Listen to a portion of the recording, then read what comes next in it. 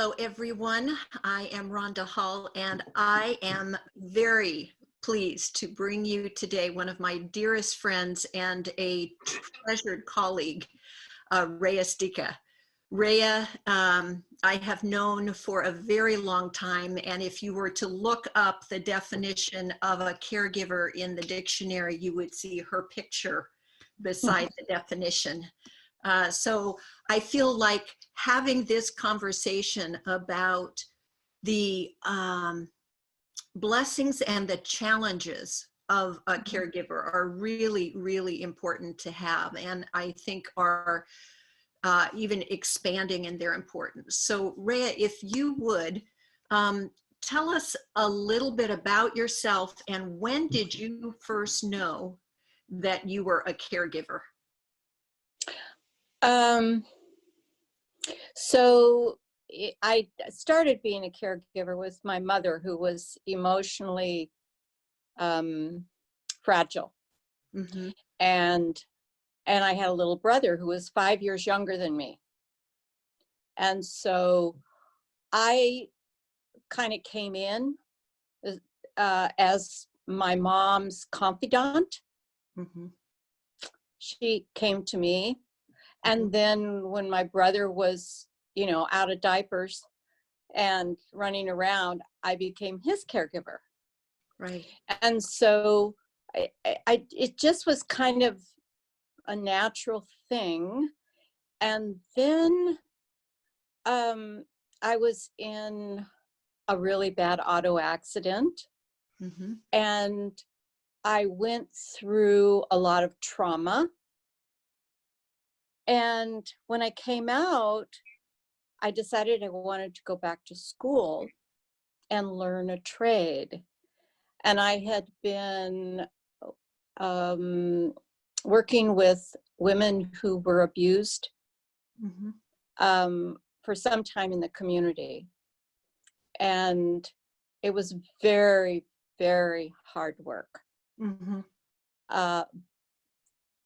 And yet I felt somehow that I was I was connected to them some way.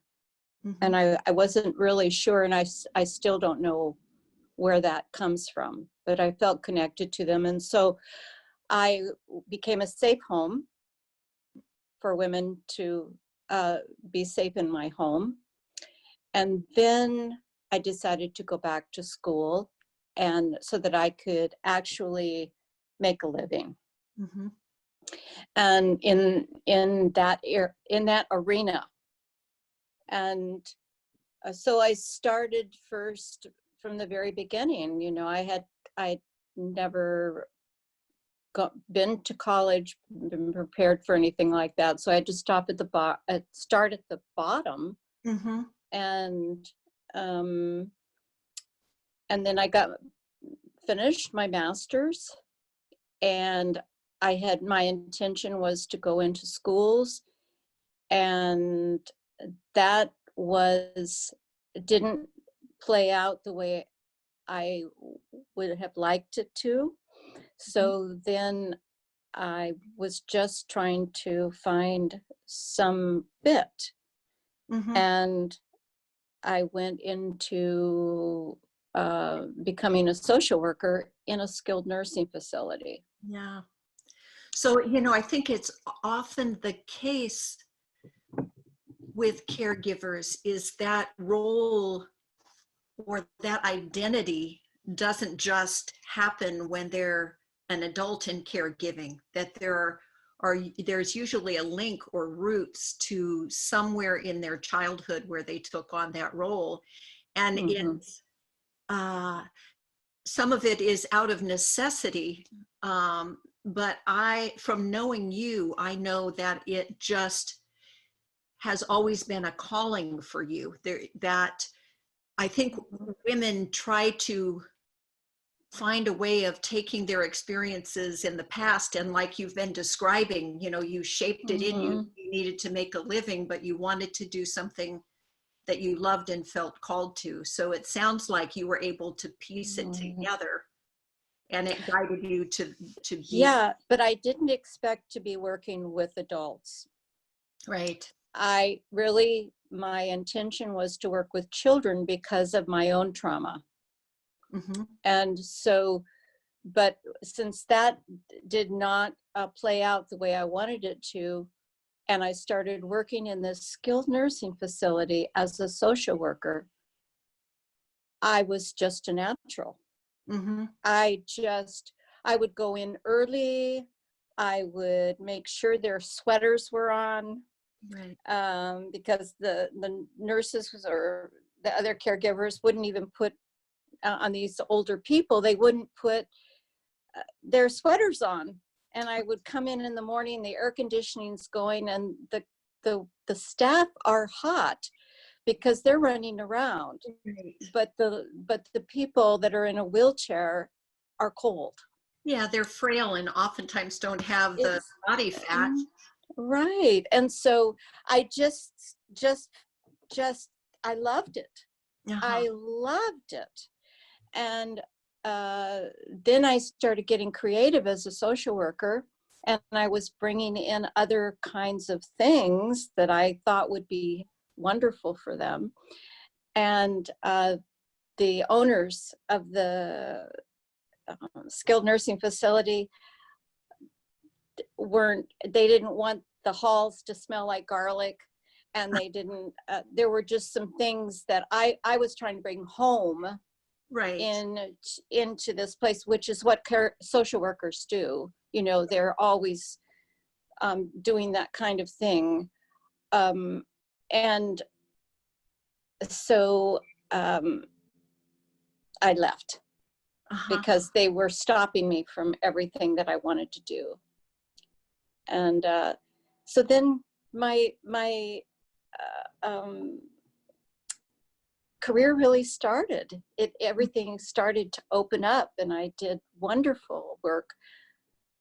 But I was working with the family caregiver. Mm-hmm. So that is very, very different from what I have been doing recently in the last few years, which is actually hands-on caregiving. I was actually sitting with those people, those family members who were doing the hands-on caregiving. And I was a consultant to them.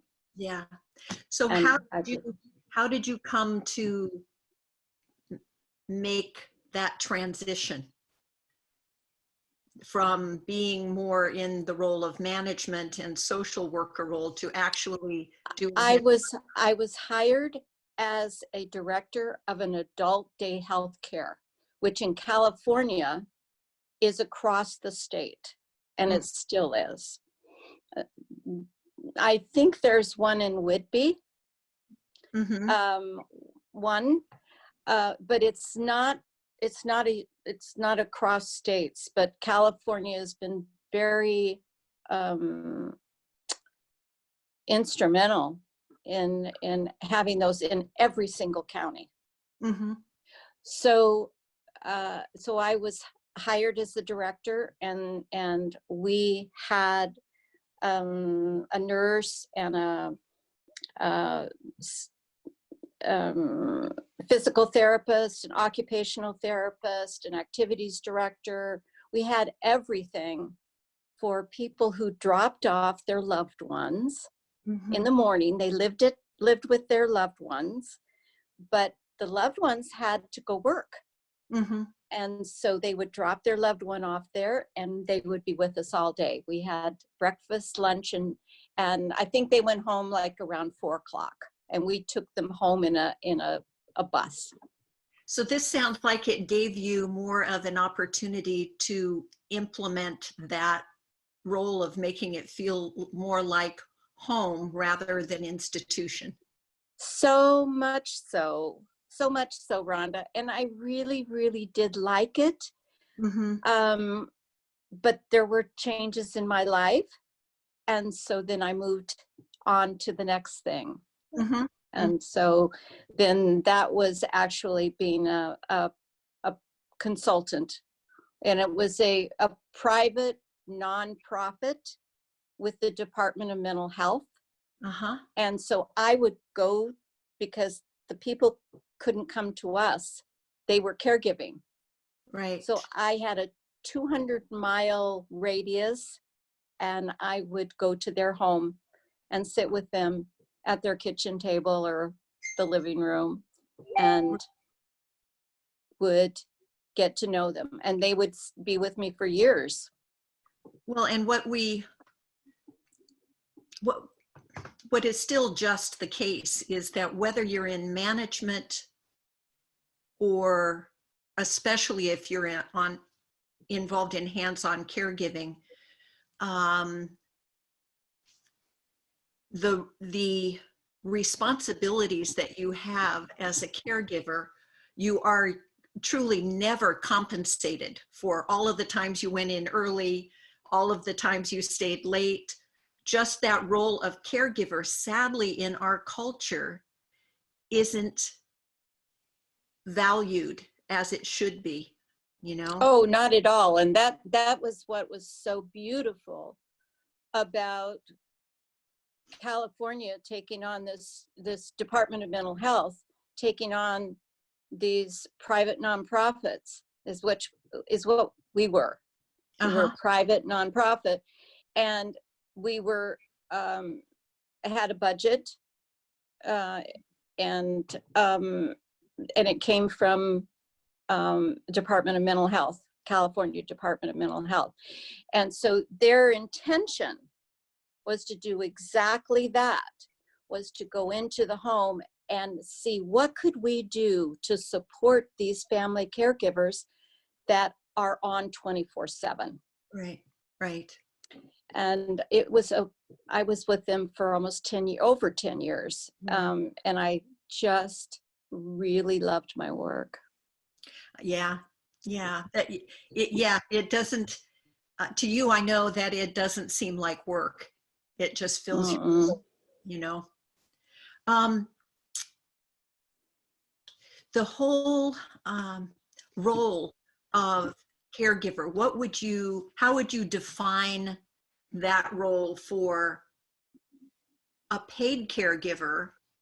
And what do you see as the role for a loved one as a caregiver? Do you feel that they're different in any way? They're very different. They're so different. But what it did for me, having that time and that training through those years, was to bring, when I went into private caregiving with clients, I brought what I learned from that my role is to, Rhonda, take care of myself. Yes. And that's the challenge for women. Yes. And then when I'm with my the person I'm caring for, my full attention is on them. What they desire, what their desires in life are, is what I want to give them.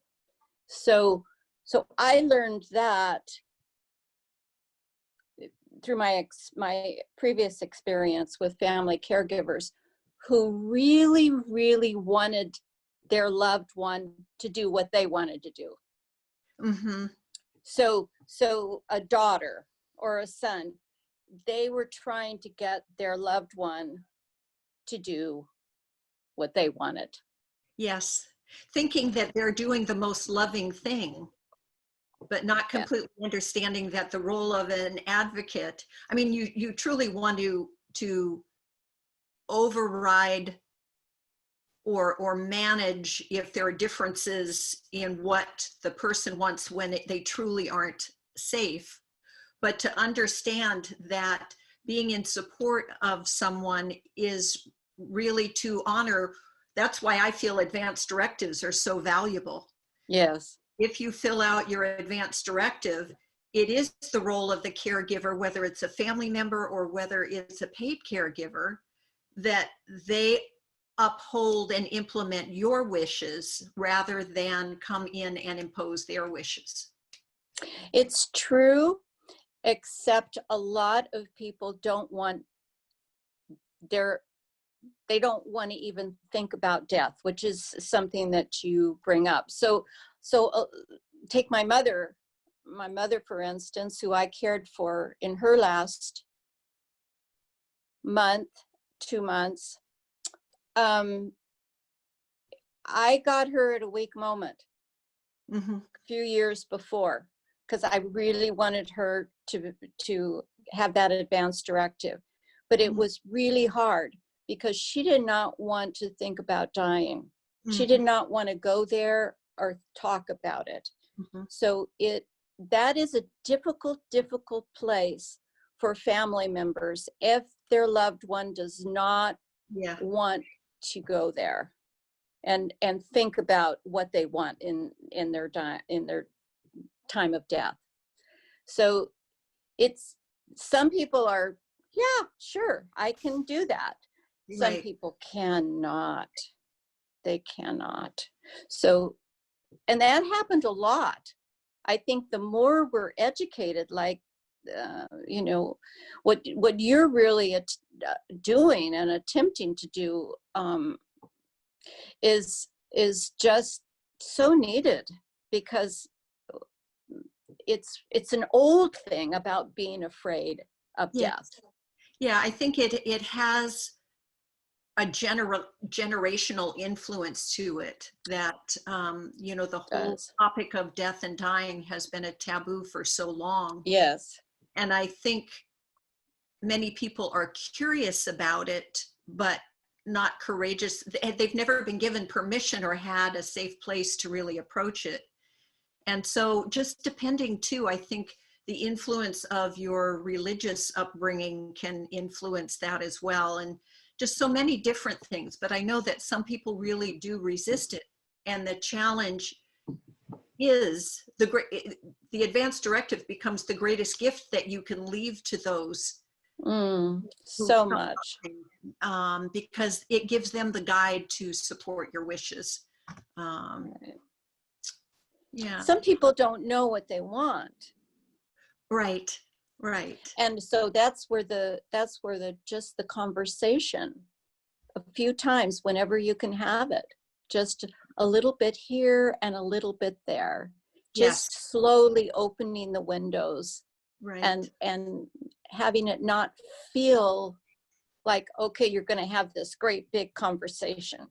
Right. Right. Just having it be just in intimate moments. Yeah. And I think I'm curious what you would define as the characteristics of a caregiver, because I think, at least in my experience, one of the characteristics of a true caregiver, not someone who just inherits the job and isn't innately a caregiver, but a really mindful caregiver has an ability to kind of listen between the lines and read body language, read other cues that give you clues to what this person may or may not want. And so what would be some of the characteristics of a caregiver? Well, of course, I think the most important is to have compassion. Mm-hmm. And so compassion can, you're going into the situation with an open heart. Mm-hmm. And there's some beautiful family members who just really want to do the work that they're doing. Mm-hmm. They want to take care of their loved one. And there's other family members that it is just torture. Mm-hmm. And so I think if you can, I mean, sometimes it's about not having the funds. You have to do it. Right. But if you can, is to really look at yourself and take that into consideration. Can I do this with love, with an open heart? Because then you're really being who that person needs. Yeah. And it really is a form of sacred work, you know? It's sacred work. It's such sacred work. And that was something that I found being a caregiver. When I started actually being a caregiver, I didn't know these people. Mm-hmm. It was like doing very intimate work with them, and not and just they didn't know me and I didn't know them, and we would just slowly find a way of having a relationship. Right. And then I found myself loving them. Uh-huh. Uh-huh. And I think the reason I loved them is because my heart was open. Right. Right. Well, and So that's it, where the compassion, that's the compassion part of being a caregiver.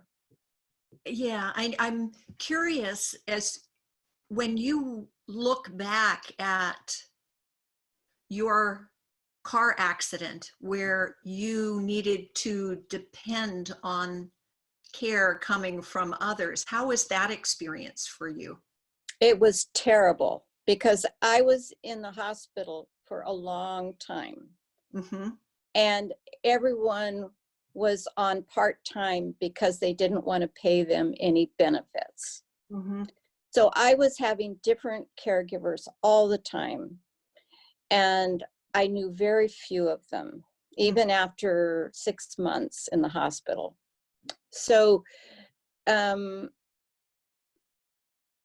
it was a brutal time. Actually, it was a brutal time, and I would there's the caregiver. I would pour myself into, there was a 2-room bed, so I would pour myself into the other person that was in the room with me, and they would change more often and I was still there, but Right. I would become so involved Right. in their lives. So it is who I am.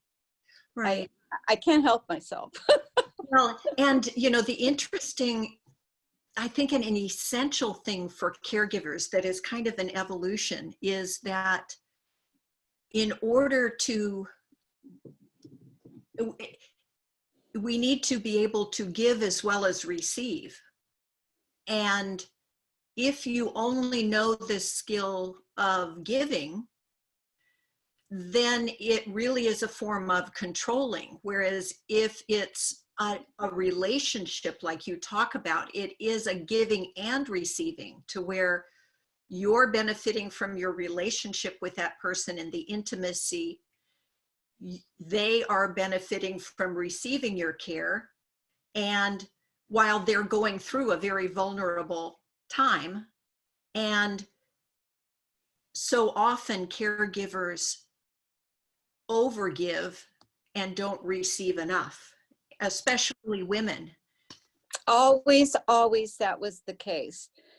And so what would happen a lot of times is the person who was receiving the care from the family member. So these are totally different kinds of situations with caregiving. If you're Right. a family member or if you're a paid caregiver, Right. worlds apart. Yeah. So the family member, the person they're caring for is saying, I don't want anybody else to care for me. I only want you to care for me. And Right. a lot of people that are ill feel that way because they're so vulnerable, and they Right. want the person they know. Mm-hmm. They want that family member that they can trust, and they're afraid to have paid caregivers come in. So it's a real dance. Yes. But the family member has got to be the strong one and say, I need to take care of myself, and Yes. all is well, and I'm going to make sure that the person that cares for you is caring for you with compassion and love. It's a big it's a big thing that family members often have to deal with, and it was really something I ran into a lot, where we would have uh, support groups, and we would have workshops and to teach them about caring for themselves, because if they don't care for themselves, it's gonna go downhill. And oftentimes in those stressful situations, the caregivers then become ill. That's And, absolutely, absolutely true. right. And that was, for me as a caregiver, as a paid caregiver, I had to really be on purpose about that because I'm older. Mm-hmm. When I started caregiving, I am older. And so a lot of times I had to say to people that I was caring for, this is getting to be too much for me. Mm-hmm. We're going to call somebody else in. I'm not going to be able to be with you anymore because I it's know too that. much for me. I know it's so hard because in our minds, we think we're still 20. Yeah. And somehow that's not the case. And it has amazed me the grace with which you have continued to do caregiving by setting boundaries for yourself. They haven't always been easy for you to. No, they were hard because I fell in love with the person. Yeah, yeah. But I knew that it had to be, because the most important thing is safety. And that's true for a family caregiver too. Yes. That you want if you're arguing all day with your family member, something's wrong about that. Right, right. That's not healthy to be a family member caring for you. You say, oh, this is my sacrifice. And then you're fighting together all day. Right.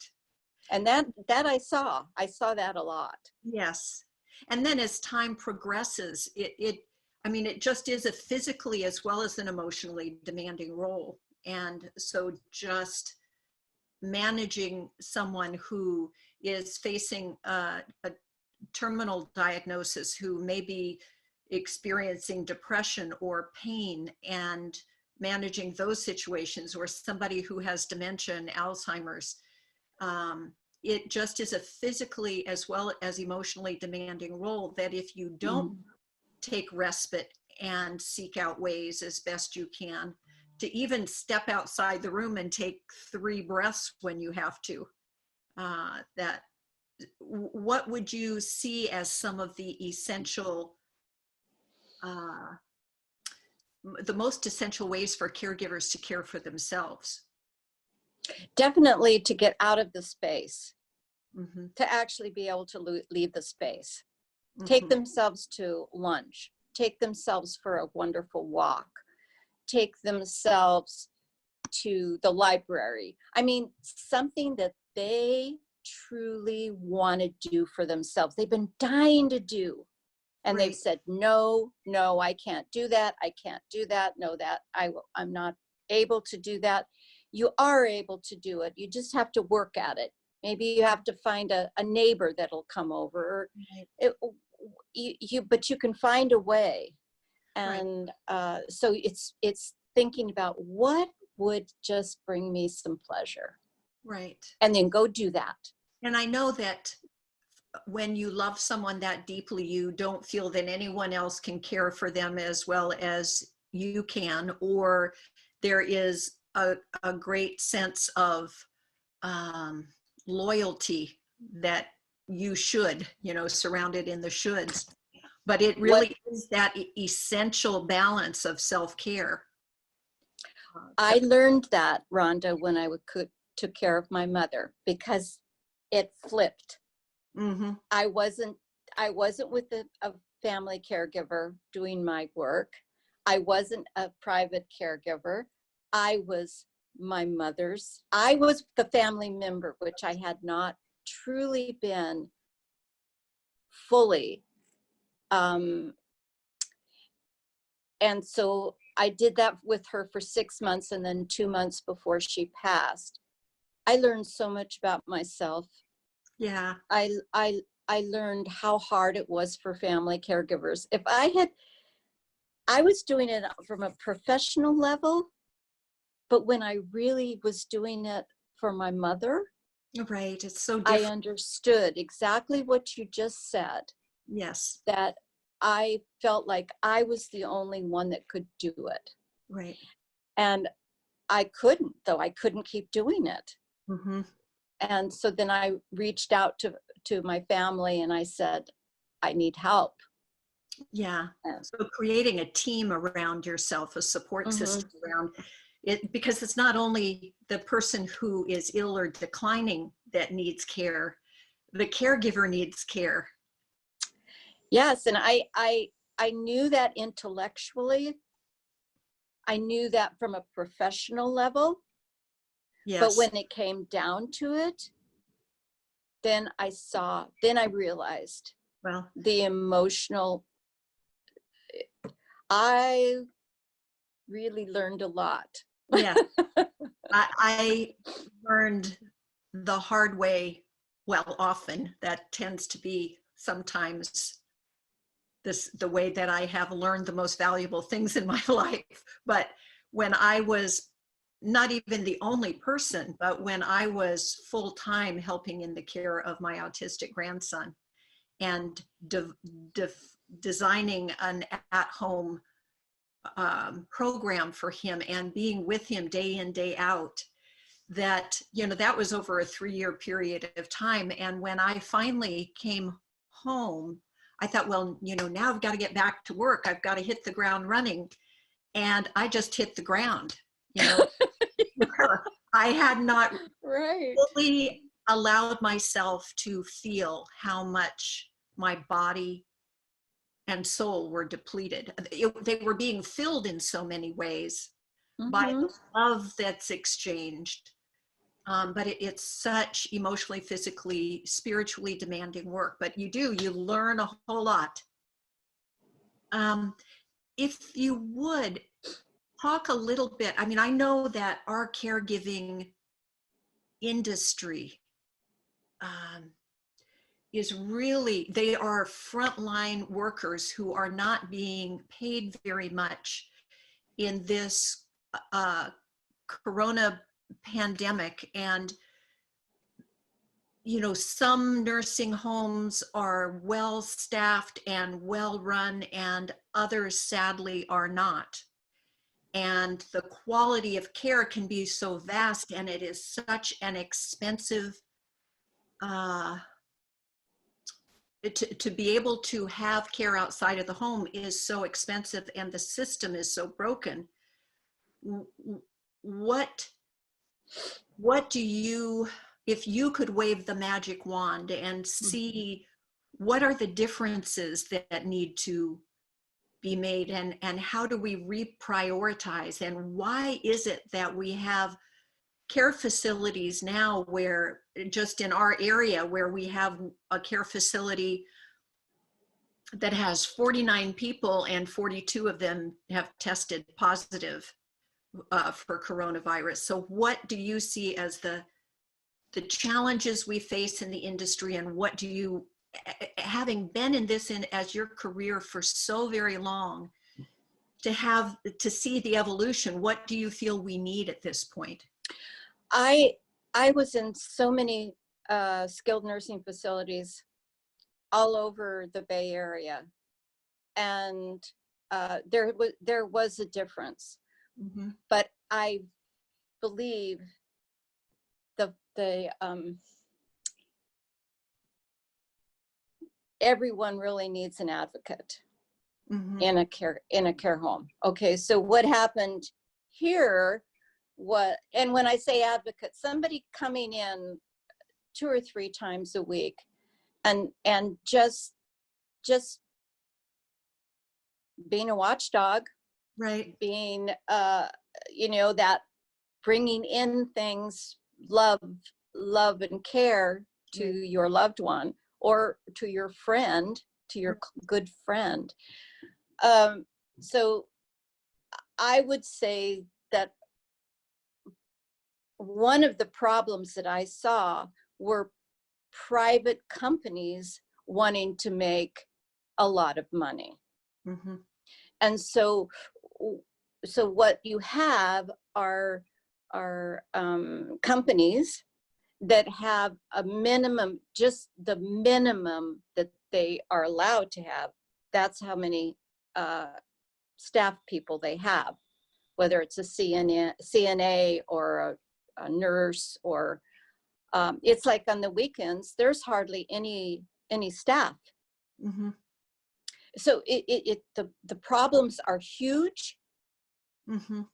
And the ones that have a lot more caregivers are the more expensive ones. Mhm.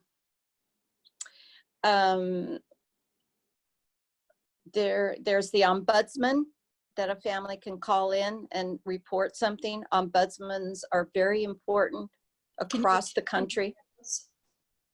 Ombudsman is when a person has not been cared for correctly, and either a family member sees it or another person sees it. It can be anonymous. It's like calling Adult Protective Services. Right, right.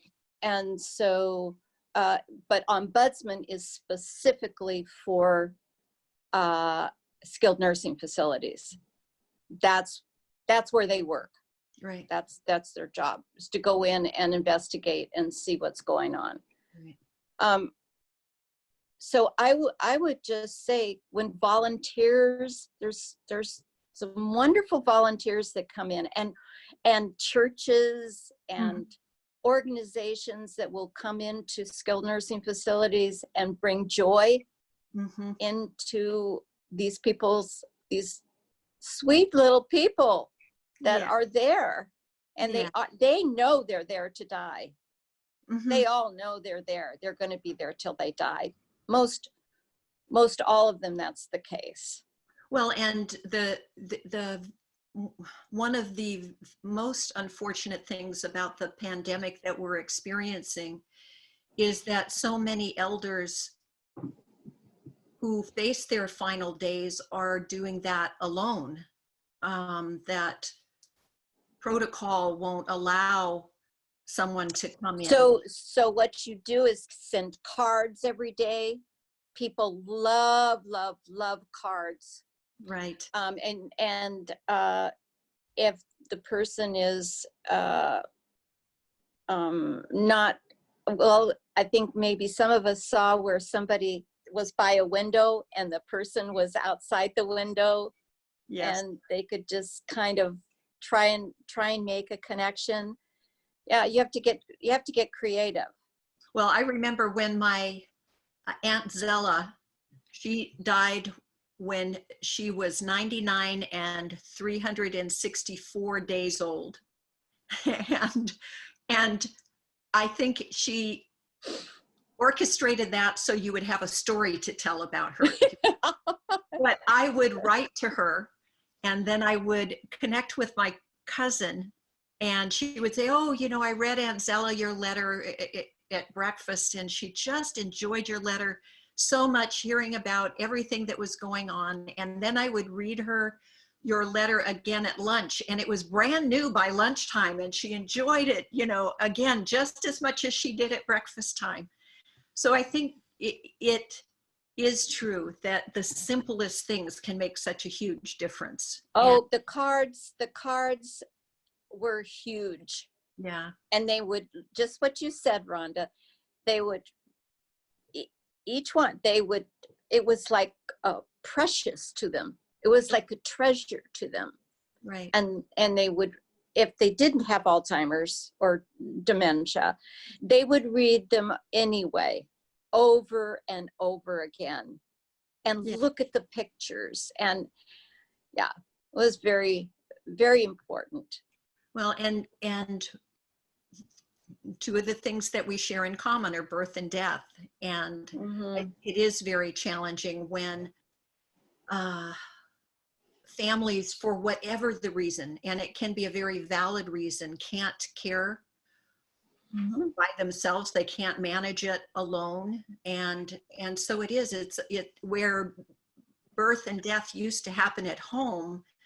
Now, so often it happens in some form of an institution, whether assisted living or a hospital. And the trick that caregivers get to bring to the table is making that experience meaningful, regardless of the circumstances. It's true. However, there are a lot of people that go into caregiving in certain settings who are just trying to make a living. Yes. And they can go and they can be trained in a shorter period of time than it takes other areas. They don't have to go for years Right. to get their schooling. And I'm not suggesting there aren't some wonderful caregivers.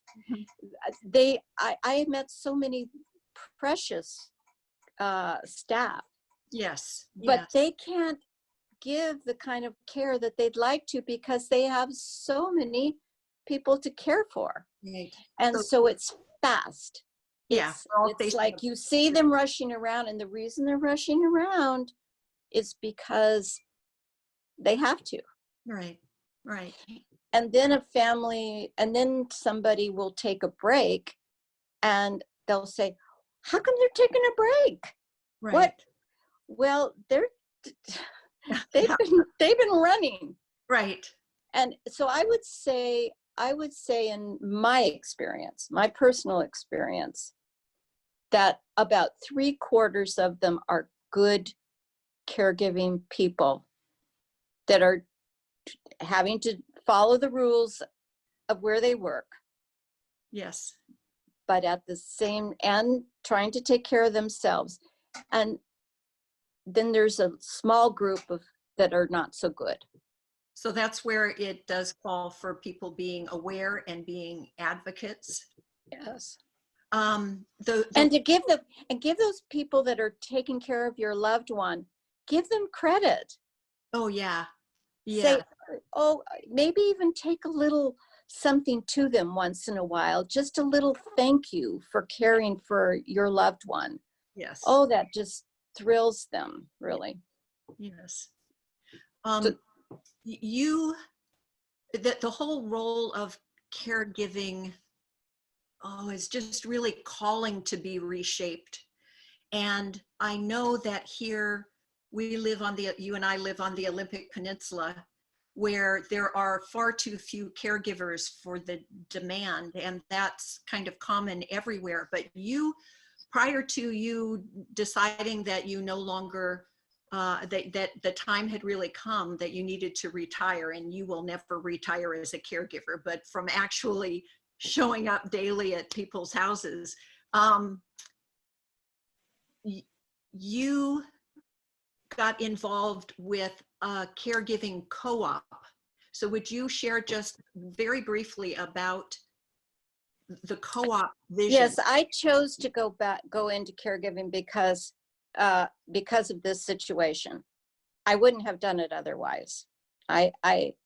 So I'll just put that up front. Yeah.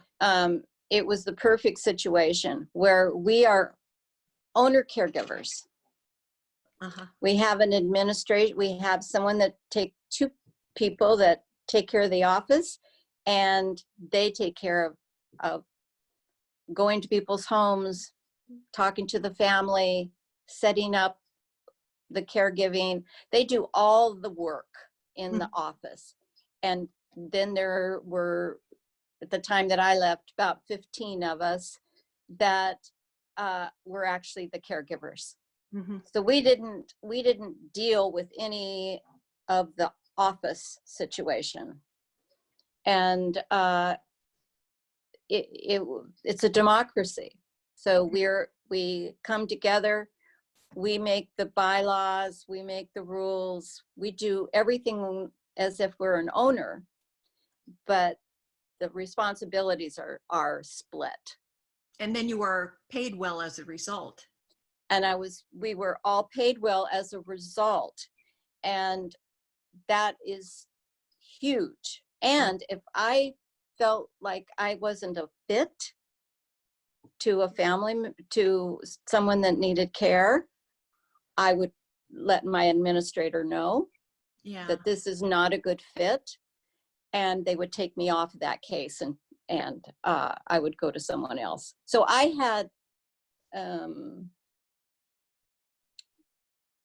I could take care of myself by doing that. Right. You know.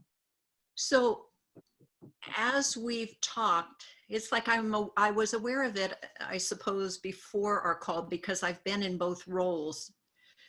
but I see that the needs of a paid caregiver are so different from a family caregiver. So maybe at some point in the future, if you're willing, because it's different when you finally stand in the shoes as your, caregiving for your parent, your mom, your dad, someone you love, in a relentless way, as opposed to a caregiver who may work very, very hard, but gets to go home at the end of the day. So that's probably another conversation that needs to be had, but I really appreciate, I know we've taken a good chunk of time, but it's such an important role on how to live fully when we face challenges. The challenges become the reminder to live our lives fully, and the role of caregiver, especially when someone is declining and in their final days, certainly is such an essential role. I really appreciate all of the information that you've been able to share from having witnessed and been a part of the industry. And I don't even like calling it an industry, but it is. Yes. And how you've kind of juxtaposed your calling to fit in this industry so you could do work that you love.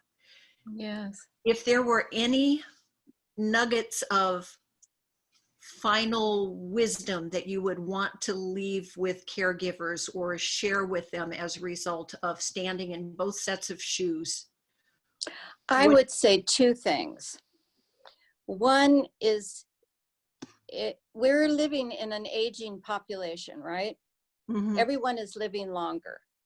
And so we know what that sandwich group is, where you have children and you have an aging parent.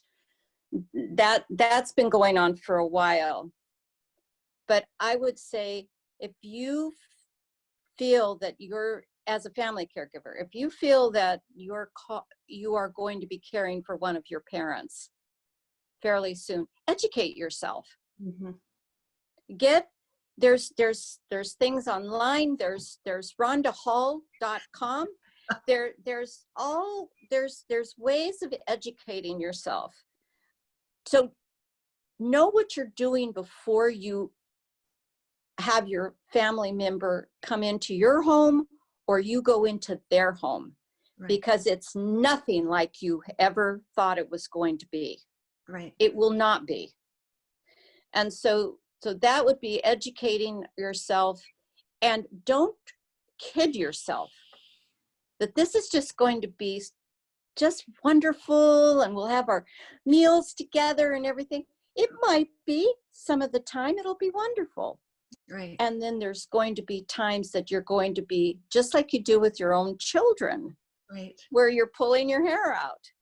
So you have to find some way to take care of yourself, find someone that can do this with you. If it's a couple of times a week that somebody can come in, if it's a friend, or if you can hire somebody or something, but do not try to do it yourself. Because it's a marathon, not a sprint. It's a marathon, not a sprint. So that would be what I would say.